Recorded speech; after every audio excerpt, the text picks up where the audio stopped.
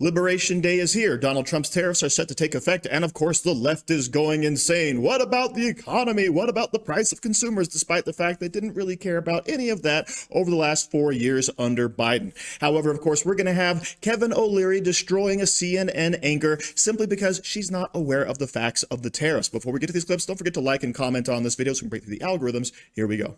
All right, Kevin, I will say some other prognosticators are actually putting the chances higher than 35%. How are you looking at this? I don't see it that high. A lot of these forecasts are based on the idea that tariffs are going to be permanent and in perpetuity, and I don't think that's the case. I think what's unusual about the situation we have now that's never happened before is usually when you talk about tariffs or trade negotiations, you do them with a group of countries, for example, NAFTA, which included Mexico and Canada last time. In the typical style of Trump, he likes to actually let you watch sausage being made. He's putting tariffs on the entire world. Never been done. And so it's really about making reciprocal tariffs with every country that applied these as far back as the Second World War. And it's a series of negotiations that are happening. So for me, I look at this and say, okay, what he really wants to do is bring the ratio of tariffs to be equivalent between England or Canada or Mexico or any country, frankly, by schedule. And these things have existed for decades.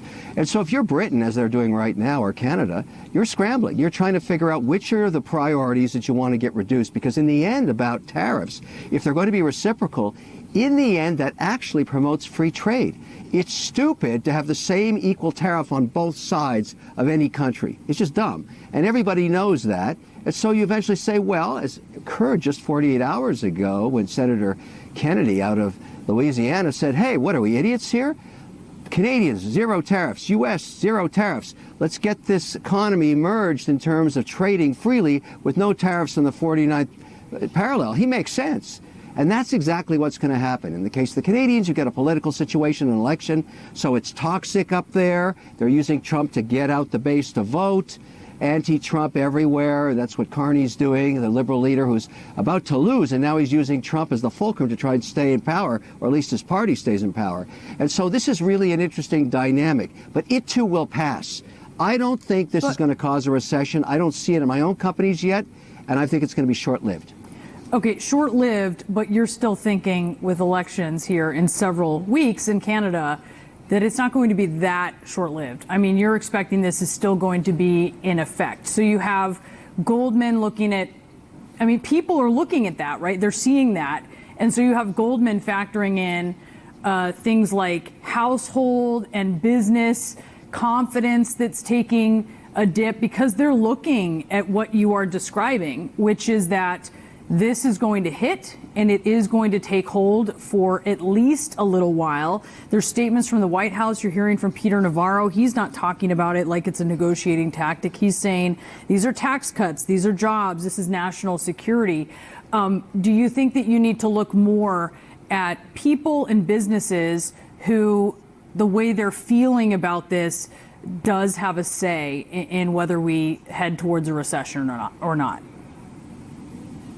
When you're negotiating, those are the words you use. And just hours ago, interim Prime Minister Carney said the same thing. We are cutting off all ties to the United States. There's no cooperation anymore. That, of course, is sheer stupidity. 75% of the output of the Canadian market for over 100 years has been sold to the U.S., and 17 states in the U.S. call Canada their #1 trading partner. There is no way that's going to happen. But if you want to be tough and you want to sound important and you're trying to get elected and you're the only person that can save every Canadian from the evil Trump, that's exactly what you say. Navarro's saying the same thing. These tariffs are in perpetuity. We will fix this. We will push back the world. All of this rhetoric and noise, it's not the signal. It's all noise. And in the end, I think everybody's better off if we get to reciprocal tariffs of zero.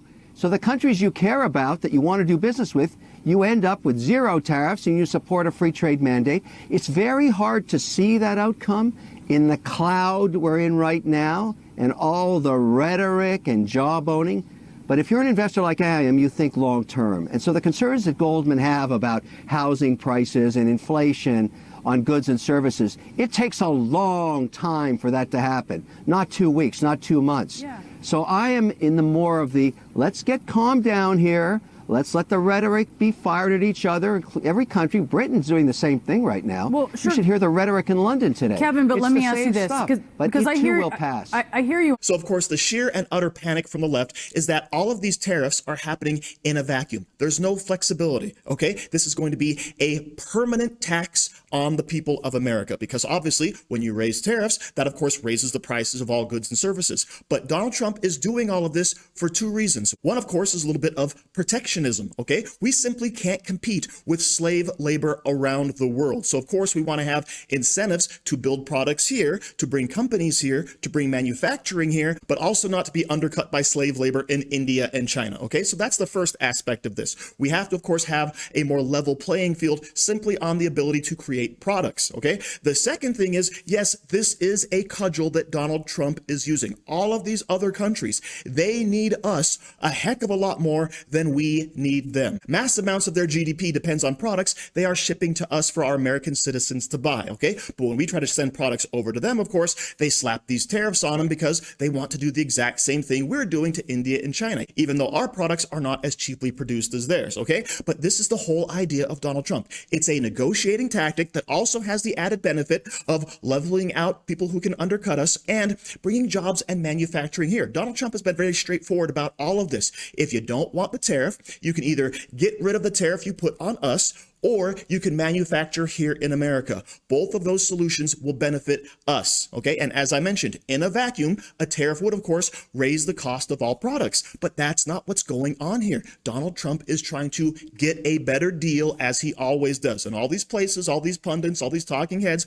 they don't quite understand the forward thinking this can have. But Donald Trump knew this all the way back in 2018 when he put those tariffs on China. And ask yourself, what the heck happened? We had a booming economy. And yes, the stock market went down for a month or two, but then everything started creeping back up. And it turned out, holy crap, we can collect billions of dollars in tariffs from places like China simply by not allowing them to take advantage of us. And that is where we want to be again, because yes, in the short term, there could be a little bit of pain. The markets, of course, will go crazy. They could dip and prices could increase. But in the long term, can you imagine having more companies here in America, having our products being able to be sold worldwide, and of course not being undercut by crappy stuff from India and China, right? All of that coming together to make our economy more solvent, more powerful, and of course more productive for the American people. But that's something that these leftists, these Democrats, these people that are all worrying about Donald Trump's mission aren't necessarily thinking about. So thank you very much for watching. Don't forget to like, share, comment, subscribe, and say hi to your mom for me.